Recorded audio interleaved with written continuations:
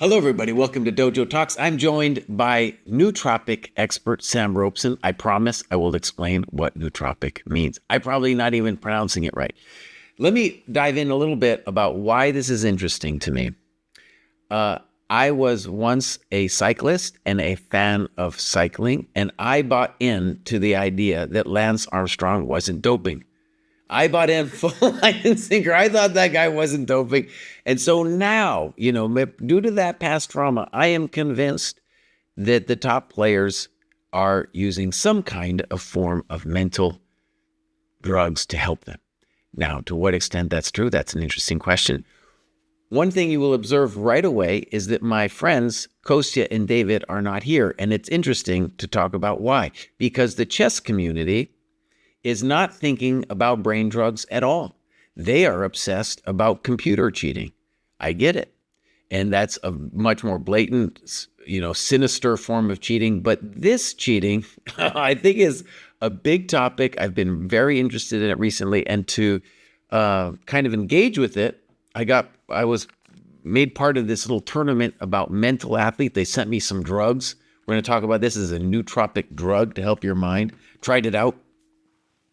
And so I'm just going to give a layman's understanding, and then I'm going to let Sam say whatever Sam would like to say as the expert. So in my head, first of all, there was a difference between drugs, which affected you quickly, and supplements, which didn't affect you that quickly. Nootropics are a different kind of thing. Nootropic just means something. It's from nous, the Greek word for mind, and tropos, which means to turn, like to turn on the mind. And one of the things I learned was that before even taking this drug, I was already taking 3 nootropics. 1, caffeine, nootropic. 2, fish oil. I didn't even know that was a nootropic. I was taking fish oil. And 3, creatine. So all of these 3 are acknowledged nootropics as things that are helping the mind. And I found that very interesting. I didn't even realize it. I knew that I was taking creatine at least partly with the idea that it would help me. And I think, at least I can report anecdotally, it has. So before I let Sam dive in, I want to say this. This conversation is being missed in the chess community entirely. No one's talking about it. But for one, should we be taking these drugs to improve our own performance? Number 1. And number 2, as chess fans, are we blind to the fact that the top players probably are already using these drugs? And if they are using them, what kind of advantage are we talking about? A subtle advantage would be, let's say, 100 points of playing strength. That would be a huge advantage, 100 points. But that's the kind of thing I think I would expect from the nootropics that we're going to talk about today. So, long preamble. Sam, welcome to the show. Thank you for having me. Yeah. So the first distinction I actually want to make is the vast majority of nootropics actually are not drugs. They are supplements. Okay. With the exception of things like caffeine, which is arguably the most addictive drug on the planet. Okay. Things like modafinil and things like that require prescriptions. Mm-hmm. All the other nootropics, I guess nicotine technically, which some people use for nootropic effect. Not a lot of people do, but some do. Right. Everything that we're talking about, these are supplements. These are not drugs. These are naturally occurring things. Like you said, like fish oil has nootropic properties. Creatine is one of the greatest on the planet. It's the most studied supplement of all time. It does wonders for the brain in all kinds of different ways. But just to make things clear for folks listening and watching, don't worry, we're not talking about taking drugs. These are supplements. These are things that are fully okay, fully safe, fully vetted, all of those things. So that concern should be taken off the table at the beginning. But yeah, the whole world of nootropics. I've spoken to countless people who pronounce it either way interchangeably. And so I basically go off of whatever the person I'm speaking with is saying. Yeah. It's really remarkable. There was a movie that came out, I believe in 2011, with Bradley Cooper called Limitless. Okay. And that movie is about an actual drug, a fictional drug, Right. That allows us to, it allows the user in that movie to access 100% of their brain, which humans don't have the capability. Yeah. And, he's this kind of down on his luck guy who becomes like a Wall Street banker, a best-selling author, and all these kinds of these really remarkable, leaps in performance in a very short amount of time. Yes. And so early on, nootropics were advertised as, the limitless pill. Like, there's a lot of companies who've used that marketing angle of, the limitless pill, right? And it doesn't truly exist in a single capsule, but there's ways to get a lot closer to it. So the way I encountered nootropics is not traditional. So I actually got my professional start in Hollywood. I was working in screenplay development and screenwriting. I've always been a student of health and wellness. I started a health and fitness coaching business. I became the coach for a world champion esports team. And so I created all of their nutrition programming for them, their fitness programming for them. Yeah. And these guys were 18, 19, 20 years old at the time. And so they were used to, Monster energy drinks and McDonald's. Like, that was their nutrition. Right. And, they're gaming for, 10, 12 plus hours a day. And once the nutrition started dialing in, their performance changed, right? They were able to focus more. They were able to improve, memory, recall,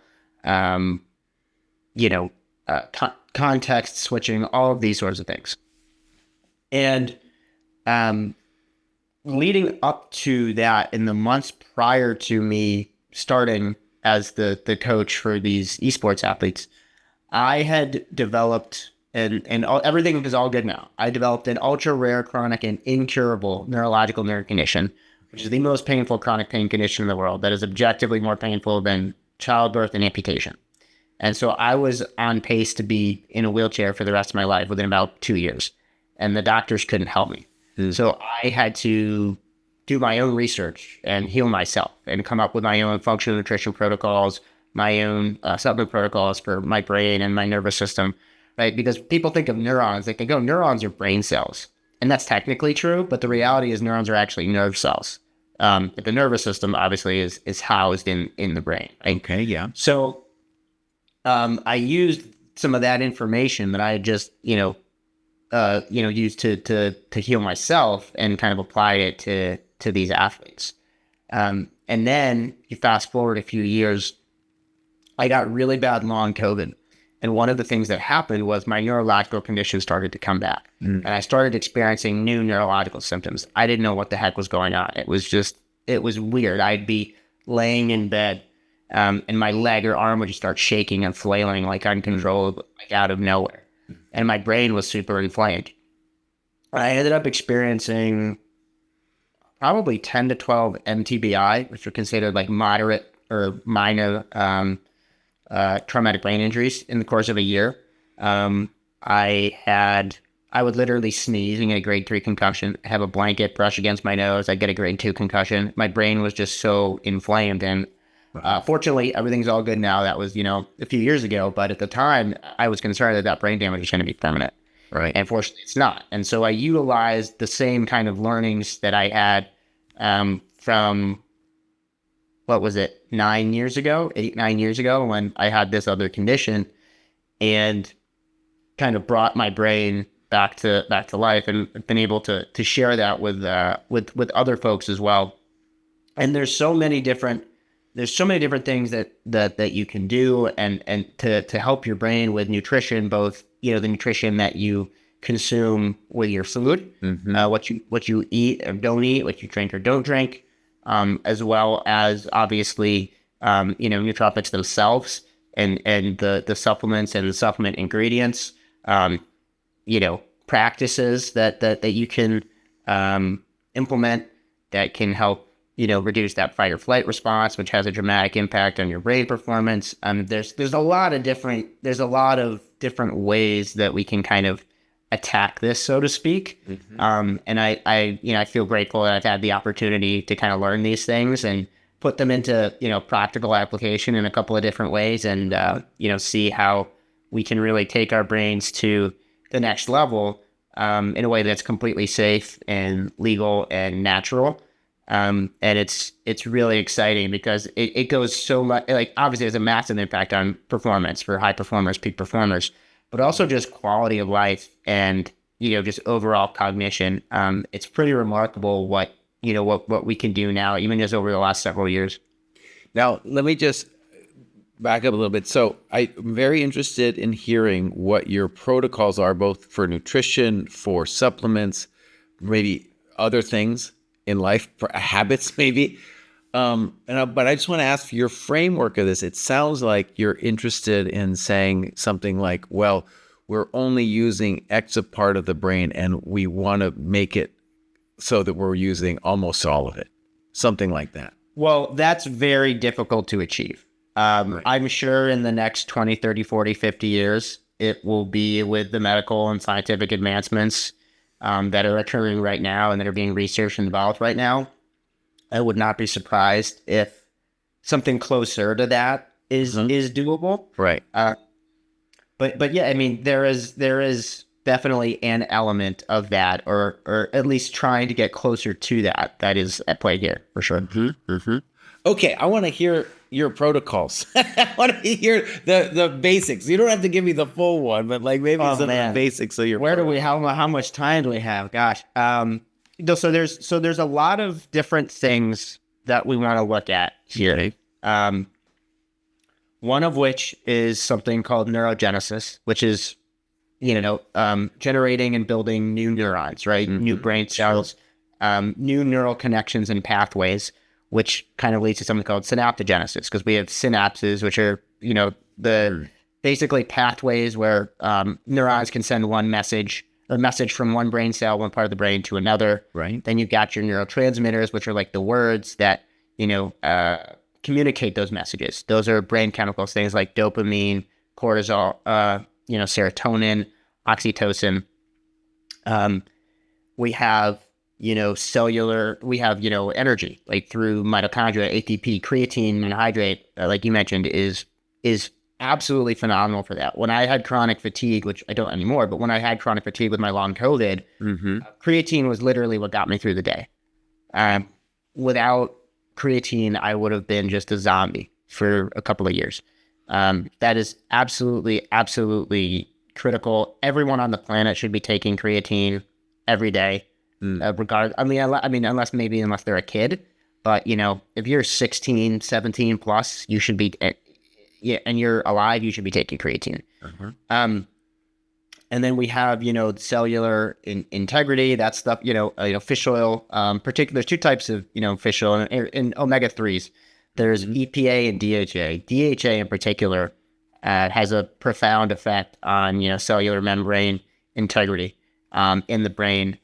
Then you've got, blood flow, things like vinpocetine and ginkgo biloba, right? And then one of the most important ones, they're all important, right? I try to take a holistic approach with all of these things. That's how I healed myself. I didn't just approach things from one angle. I approached from as many angles as I possibly could. And that's reducing inflammation in the brain. So the three most inflammatory substances kind of on the planet are alcohol, high fructose corn syrup, and stress. And if you're alive, you experience stress. And if you're alive in the 21st century, which we are now, you probably experience a lot more stress than you did in the past, right? And so reducing that stress is and having a balanced nervous system is important. You've got two sides of the nervous system, right? Sympathetic, which is the fight or flight, and then parasympathetic, which is rest and digest. And we want to have that balanced. And when you're in a high performance situation, you're trying to perform at your best, or even just kind of get through the day. Life throws a lot of stressors at you. That not only can increase inflammation in the brain, it also decreases your ability to make good decisions, because those synapses, those pathways, I basically liken it to like a mail carrier, right? So, neuron A wants to send a message to neuron B, And the neurotransmitter is like the word or the letter itself, and then the synapse is like the mail carrier, right? Or like the mailbox, right? That gets the message from point A to point B. When you're under stress, particularly chronic stress, those synapses can shrink and weaken. So the ability for the message to get from one part of our brain to the other is hampered, right? It is negatively impacted. So we want to, all of these things are either a positive or a negative feedback loop. And then you've got, this is a whole other can of worms, but then you've got the whole sleep component and how that impacts brain health and stress. And how stress and brain health impacts sleep. They're all symbiotic, right? A great way to reduce inflammation in the brain, obviously diet, nutrition is the number one foundational piece, but from a supplement perspective, there's something called PEA, palmitoyl ethanolamide, which I've been taking every day for a couple of years now. And I mean, it reduces stress in the nervous system. It reduces inflammation in the nervous system, reduces inflammation in the brain, incredibly well. So there's all of these different components, right? Neurogenesis and synaptogenesis. So, increase, new neurons, build new neurons, new brain cells, make those stronger, build new neural pathways and synapses, make those stronger, get a solid, healthy stress response.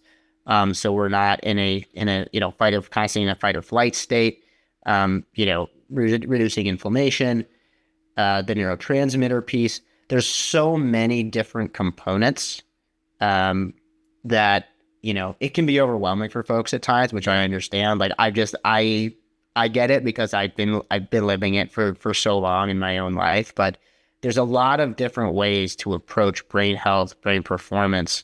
And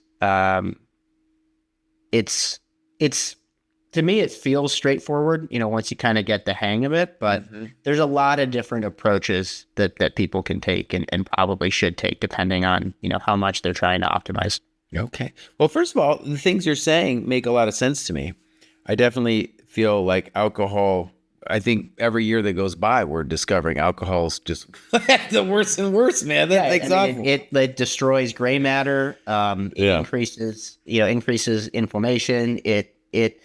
People will, so I have this is not a plug. I had no affiliation with it. Like I wear a Whoop strap. I've had this, Whoop, there's the Whoop strap, the Oura ring, right? Same thing, right? I've had mine for almost 7 years, I think, pretty much since they started kind of, in the mass market.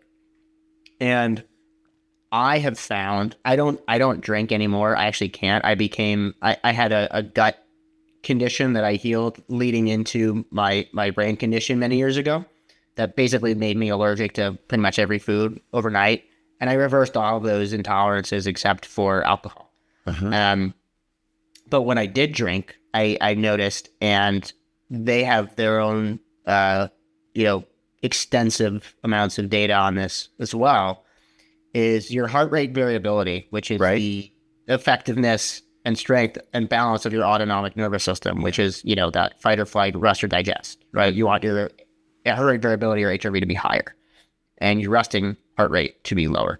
Right. People will drink, even if they have like a couple of drinks, definitely if they have a few, their heart rate variability will not only just plummet and their resting heart rate will skyrocket, but it can actually stay that way for like 3 to 5 days.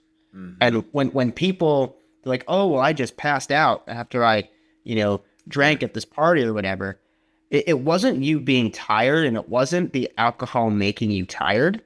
It was your body literally shutting itself down so that you don't poison yourself. That's actually what's going on there. But yeah, we're learning so many of these things every day. Don't even get me started on the gut health component, because the gut is known as the second brain. The gut-brain connection is very much a real thing. I have experienced it personally, as have many, many others. And so, improving your brain health can improve your gut, and improving your gut health improves your brain. But yeah, there's a lot of different ways to approach this. Okay, let me ask a couple about these ways. So you have worked with like esports teams dialing in their nutrition and stuff. One thing that I think is interesting about chess is there's different kinds of thinking involved in chess. There's memory, there's actual, like, let's call it calculation, right? There's this whole retrieval thing that's going on. You have to go deep and then come back. And there's intuition. There's kind of maybe even a kind of prudence factor, of practical experience. And also there's different kinds of chess. So for example, we have blitz chess, which is a little bit more similar to what I would associate with what you'd experience with esports. Something where you have to move really fast, where your nervous system's got to be on there. You got to move, baby, let's go. And then a different kind of chess where you're thinking longer and using what I would call system 2 thinking, right? Where you're going deeper and you have to really keep going deeper without your mind relaxing. And so one question I have there is, are there different drugs for those kinds of things? Or are we talking about just the same kind of mental well-being that we'd be striving for in both of those? So again, I want to reiterate, we're not talking about drugs here. We're talking about about nutritional supplements or nutraceuticals, which are supplements and natural, versus pharmaceuticals, which are the drugs made by these pharmaceutical laboratories. Yes and no. So there are, in my opinion, baseline things, right? Like creatine and, the fish oil. Lion's mane is a mainstay. Lion's mane is phenomenal for, neurogenesis. Something called BDNF, which is brain-derived neurotrophic factor, which the best way to describe what BDNF is it's basically like Miracle-Gro for your brain. It's like fertilizer for your brain to grow new brain cells, neural pathways. It also, studies show it also is great at producing and boosting NGF, which is like nerve growth factor, neurotrophic growth factor. So it's lion's mane is like a mainstay. There's a lot of other nootropic compounds that work in a number of different ways, and a lot of them are synergistic, right? So like you look at like some of these products out there have 20, 30 ingredients in them because they're trying to address all these different components of brain health. Right. There are others that may be a little bit more powerful. The things in like the racetam family that you might use sparingly. You don't want to be taking those things all the time, but might work well in a if you're in like a short-term situation, right? Like some of these things that like special operators might take if they're on a mission that launches at 3 a.m. because they have to go in the dark, right? They might take stuff like that. Well, let me pause you right there. So first, what people should understand about this, just historically, is the guy who coined the term nootropic was looking into this racetam group of drugs. And so actually, I'm curious, what can you tell us about what this racetam group of drugs does? That's a good question. I don't have a ton of experience with them on the research side. I've definitely taken them. With a lot of these things, you'll find the best way to describe is you'll find more intense focus. You'll find more intense focus. You'll find more intense mental energy, maybe clarity. Right. And sometimes it can be rather intense. So, some of these nootropic supplements that are like, in drink powders, they'll be like, put it in 20 ounces of water or 16 ounces of water and sip it over the course of 2 to 4 hours, as opposed to just drink it at once. Because you drink it at once. It happened to me before. I was formulating a nootropic for somebody a few years ago. And I made very explicitly clear in the instructions, drink this over the course of 30 to 60 minutes. And he drank the whole thing in about 5 seconds. He just downed it. Yeah. And he's like, oh, this messed me up. Like, I felt like I was on drugs. I said, oh, that shouldn't happen. Did you? Because I was taking it myself and others were too. I said, did you drink it over the course of 30 to 60 minutes? He said, no, I just chugged it. Yeah. In one go. I said, well, no wonder, because that you're not supposed to do that. Right? So these things can be kind of intense, but I know people, like my dad's had Parkinson's disease since I was 5 years old. I have a good friend whose family has Parkinson's as well.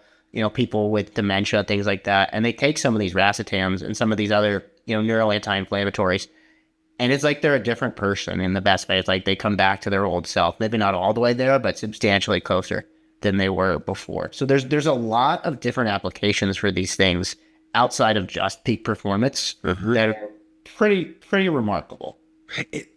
My memory was just jogged by, there was this movie about this old folks home and they get a drug and they like come back to their natural selves for like, I don't know, a day or something. You know that one? Maybe that's even a racetam inspired. It's not ringing any bells, but right. That sort of thing it's remarkable. I had, one of my family members was dealing with just not cognitive decline per se, but like typical brain aging. And I made what I called my brain shake, which was like, there were a few different products that, like, I won't plug them because I'm not affiliated with them at all, but that had a lot of these different components, and then also a brain, gut brain connection type of component as well, and just delicious. And so I called it my brain shake. And she's like, oh my goodness, like all of a sudden, like my memory is so much sharper, and I like feel clearer. Just like remembering things from like 40 years ago out of the blue. People are like, how do you remember that? I'm like, oh, I'm drinking these shakes. So there's a lot of applications that, it really is like the most important thing that people can do really is take care of their gut and their brain. And, if you're able to do that there's a lot of downstream positive effects. Since I know we're going to get a lot of questions on this, I just want to be clear. So racetam is very effective, even as a short-term, whether you want to call it a supplement or a drug, it will bring you focus. And then most likely, and focus and drive and clarity. Oh, dude, give me some of that, man. Yeah. Again, I don't have a ton of experience on the research side with those, but I have taken them before. Right. But now, just on this distinction with drug and supplement, if it affects you quickly, then we got to call that a drug, right? I don't think that's necessarily the case. Okay. Because for instance, like PEA is a supplement. PEA is naturally found in certain foods, not at the concentrations that you need it to be like truly effective. So, one of the things that I struggled with a couple of years ago that I don't anymore when I had long COVID was, even if my energy was like okay, within 30 to 60 minutes after eating, I would be so tired, I'd have to sleep or I couldn't have a conversation with somebody. Right. I couldn't focus on anything. We've all felt that. Yeah. Yeah. And there's the postprandial, blood sugar spike, right? That kind of thing. After you eat, your blood sugar goes up, but that was inflammation based. So when I would take PEA, which is a neural anti-inflammatory, with my lunch, my fatigue my crash that I would have back then got delayed significantly or disappeared entirely. Right. And then if I added creatine, vitamin B12 on top of that, then I'm like, okay, I'm going to be good to go. So, they can act. I guess maybe I double majored in English and philosophy in college back in the day. So I guess technically this is a philosophical discussion. As if it works right away, it's a drug versus a supplement. I don't think that's necessarily the case because in certain cases, maybe you could make that argument, but I think some supplements work right away. Some supplements take days or weeks to build up in your system for you to feel or notice an effect. And because every ingredient is different, but even more so, everyone is different. So you could give 10 people the same thing in the same way at the same time in the same context in the same environment, and you could see 10 different reactions. Now, so I just want to go back to something you said. In your experience, if I heard you right, you feel the effects of creatine quickly. Is that right? Did I hear you right? You can. So I was dealing with like severe mitochondrial dysfunction. Like my mitochondria were completely jacked up when I had long COVID. And so, when I would eat, I would just be exhausted. Like just even before I would eat, I would be so exhausted.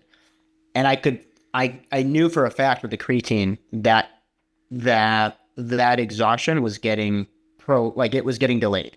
Like the onset of it was getting delayed, or it wouldn't happen at all. And so another thing is because creatine helps increase ATP, which is the kind of the fuel of your mitochondria, which is the energy centers, the batteries of your cells. And new studies are showing that if you're sleep deprived, whether chronically or even just you have like one bad night's sleep, you're jet lagged, you have to get up early for a flight or something. Right. If you take like 10 to 20 grams of creatine, you'll not only have more energy, which I had to do that actually last week. I had a meeting with someone that was early in the morning. They were in a different country, and I didn't sleep well, and so I took creatine beforehand, and I was on for at least a little bit. Okay, interesting. Yeah. And but if you're sleep deprived, you take 10 to 20 grams of creatine, it can actually mitigate the negative brain effects of that sleep deprivation.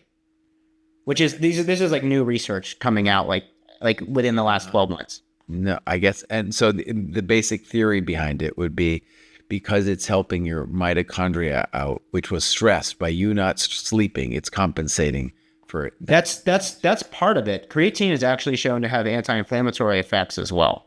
There's a lot of phenomenal research. Like I said, creatine is, I think, arguably the most studied supplement ingredient on the planet. Right. But the research that's come out in the last 12 months, even the last 6 months, is pretty fantastic as far as all the different ways that it can help and all the different ways it's beneficial.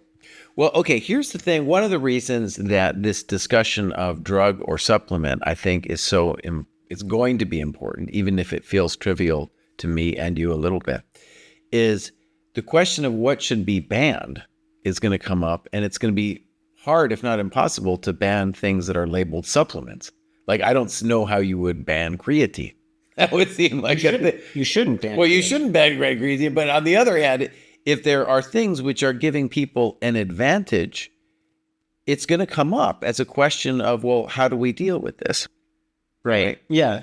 So there is a documentary that came out in, I think it was 2008 or 2009 about steroids. Oh yeah, that's a good documentary. I've seen that one. Bigger, faster, stronger. Yeah, that's a good one. Yeah. And so, they talk about steroids and performance enhancing drugs.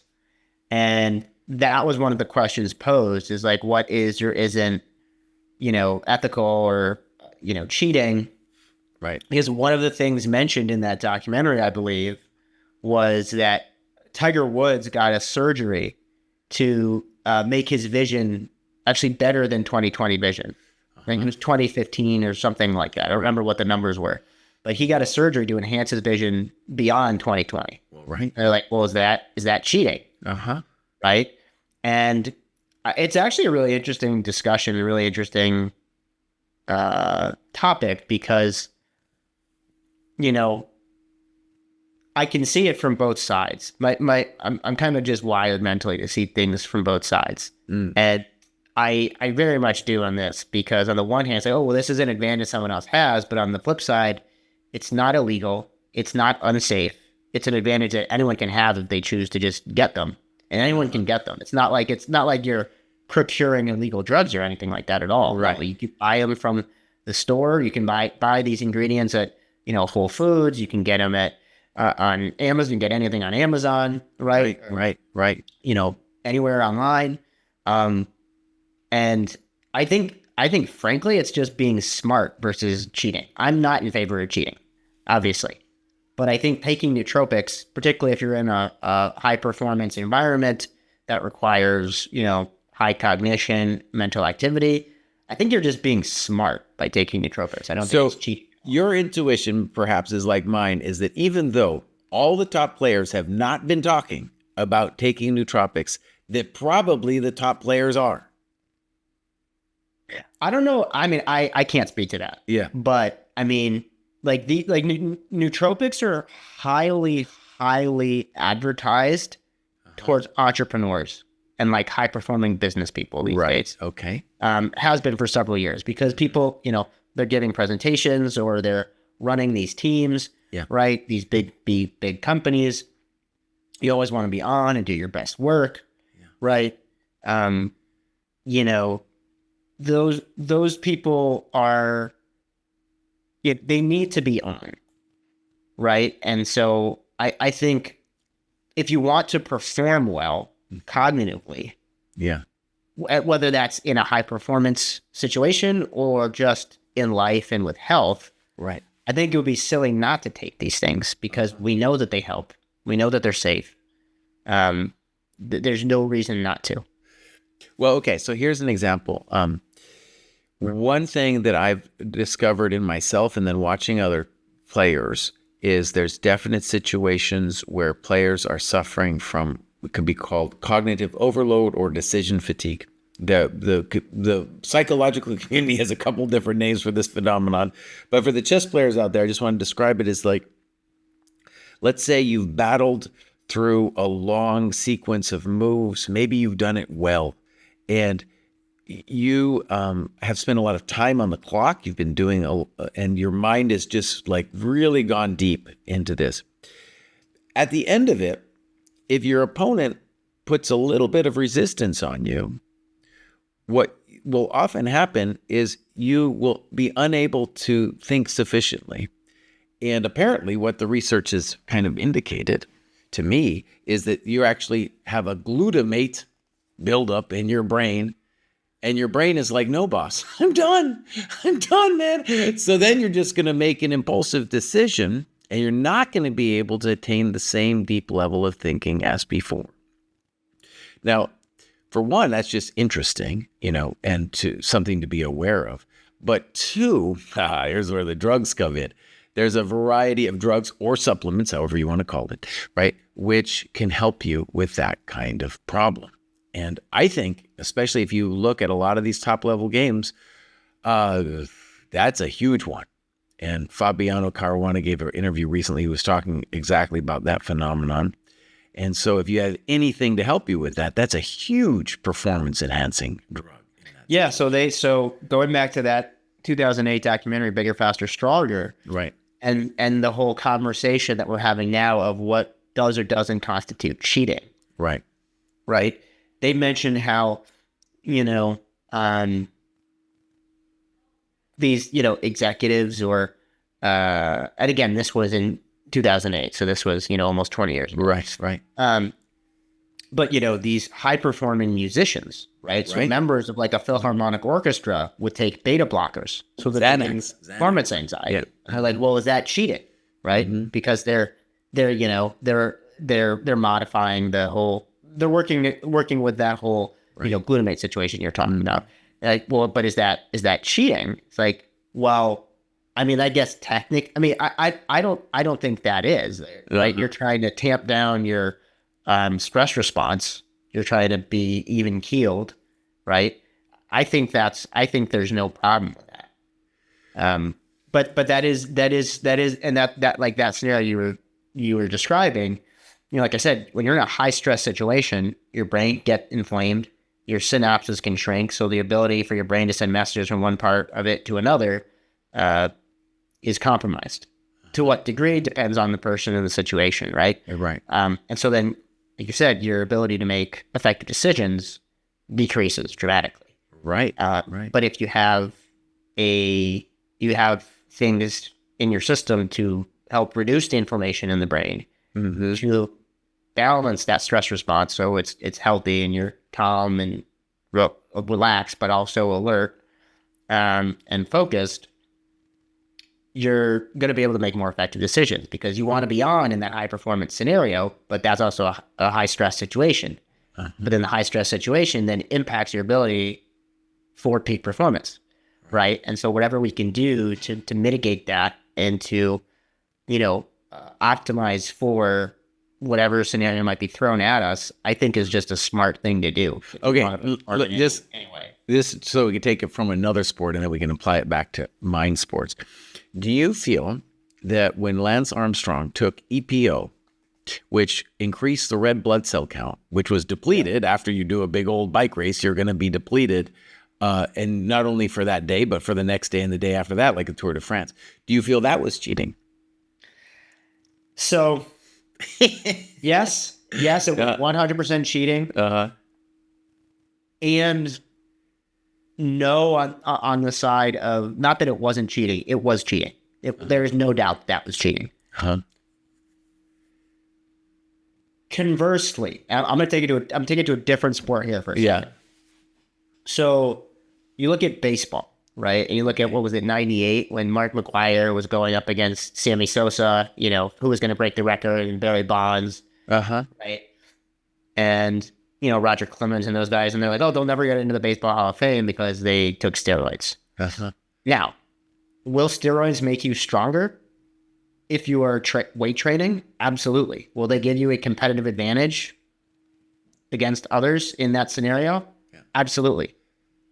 But the steroids didn't give them their reaction time. The steroids didn't give, this is just a devil's advocate argument. The steroids didn't give them the reaction time to know where the ball was going, to swing the bat with the technique that they had. The steroids had nothing to do with that. Now, I actually still believe that the steroid players should not be allowed into the Hall of Fame. I do agree with that. At the same time, I understand the counter argument. So I think Lance Armstrong very much was cheating. There is no doubt that he was objectively cheating, and it was not on a level playing field. That said, he also worked, I think you could argue he worked a lot harder than a lot of these other people who were in the Tour de France. And he still achieved things that even if he wasn't taking EPO, he was still doing things that, in a level playing field, I think he would have probably been at the top of the pack, if not won at least a couple of those. So I don't condone it. I don't say it very much was. Yeah. But that doesn't impact somebody's skill level or the amount of practice and reps that they put in. Well, I guess I would disagree on that. Now, what I mean by disagree is I think it would definitely impact your skill level. So for me, if the analogy, if you will, right, is in just like EPO helps you recover from a tired body in cycling, a lot of these drugs are going to help you overcome the decision fatigue that you're going to face in chess. And if you can overcome that and just have it help you in a couple key situations, well, it's worth a lot.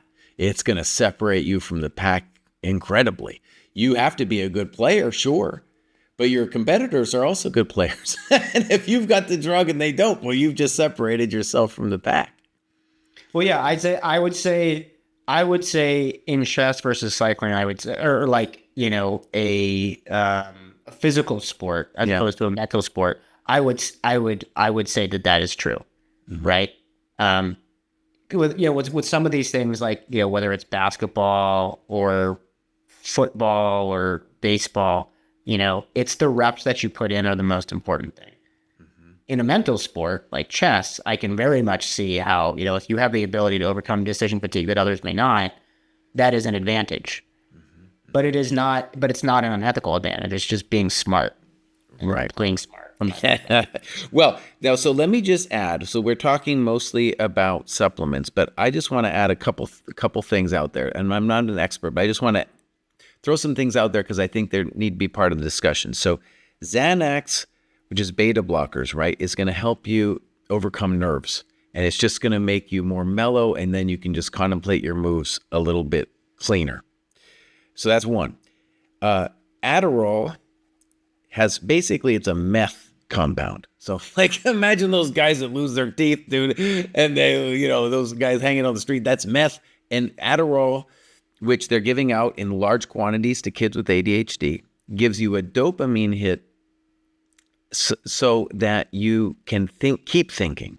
And the dopamine is going to keep you going through that decision fatigue. And there's a couple different kinds of Adderall drugs out there. I'll leave that for the moment. Maybe we'll talk about that in a future episode. And then the other one was, I think you mentioned modafinil, and I think modafinil is often marketed as Provigil. Yeah. So you if, like, say you're a fighter pilot or something, you take this thing, you're gonna be clean all night, buddy. And there's a lot of situations, especially if you're playing chess 2 rounds a day. I can imagine, oh my God, if I take a little bit of Provigil, I might need some of that. So yeah, these things are very powerful drugs. So it affects me two ways, right? Like I'm interested as a player, not just on a competitive standpoint, but like the movie Limitless, it would be nice to inhabit a brain, even if for a moment, right?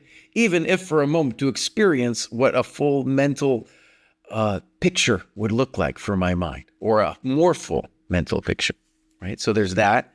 And then also as a fan, like why wouldn't these people be taking these drugs? You're competing for the world championship. You're going to do everything in your power to give yourself an advantage.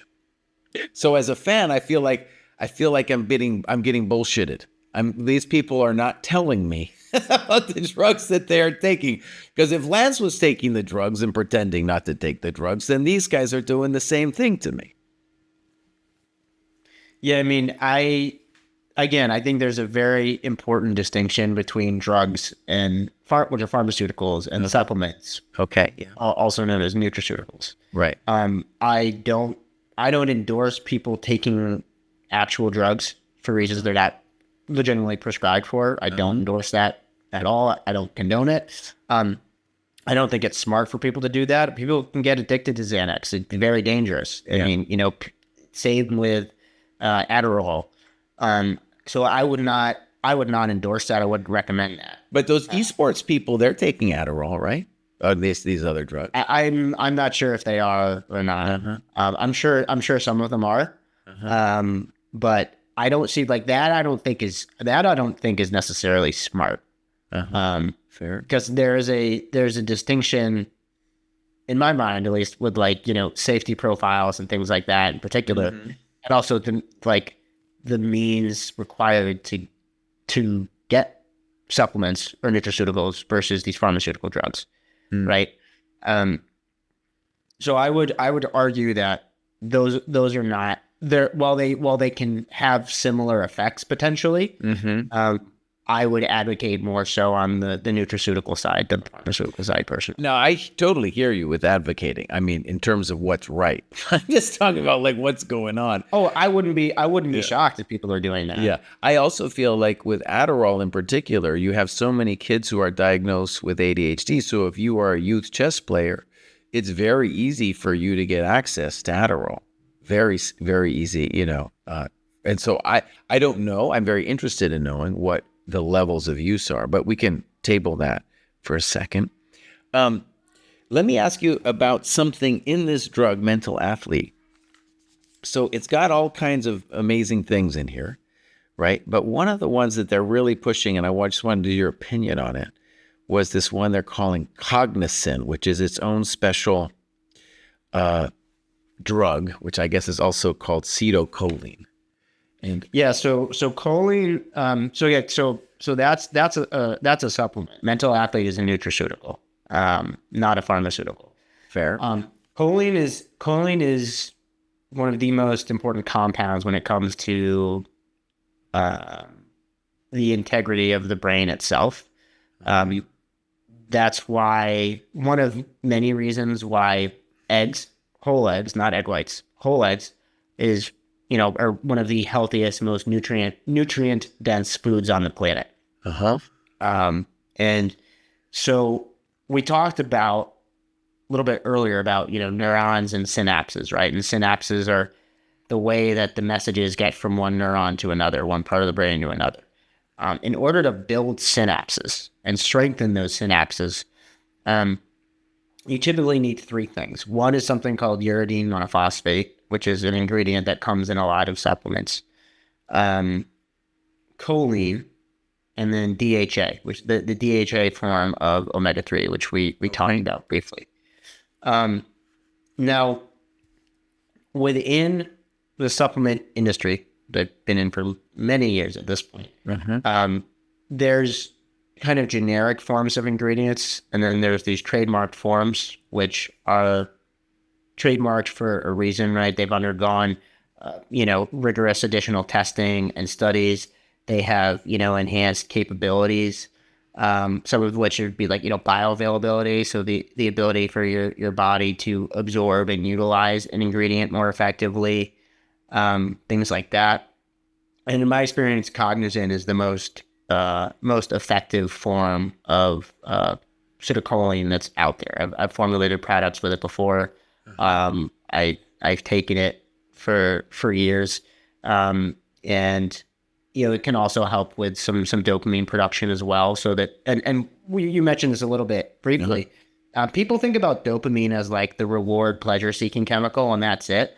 Right. And the reality is, for effective memory, recall, concentration, focus, learning, right, dopamine is absolutely critical. It's mission critical for all of those different use cases.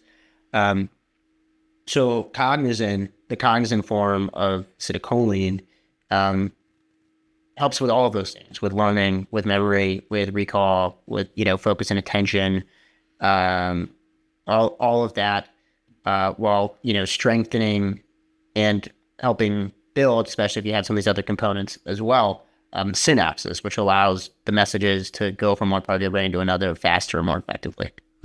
Okay. I want to just make sure I got it. So there's three things for overall brain health. We got choline, which can come in egg form, but is also in this drug. Then we got DHA, which you could get in fish oil, but is sold as omega-3s.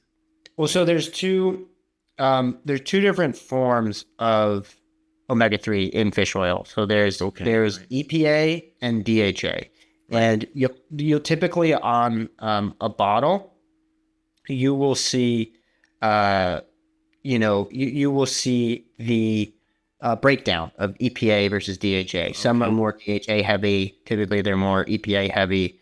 You can get DHA on its own as well. But yeah, so you want uridine monophosphate, choline, acetylcholine, and DHA. Uridine monophosphate.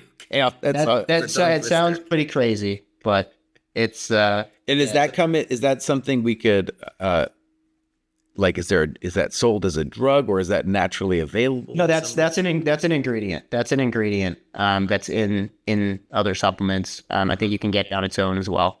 But those are the three basic things: choline, DHA, and uridine monophosphate.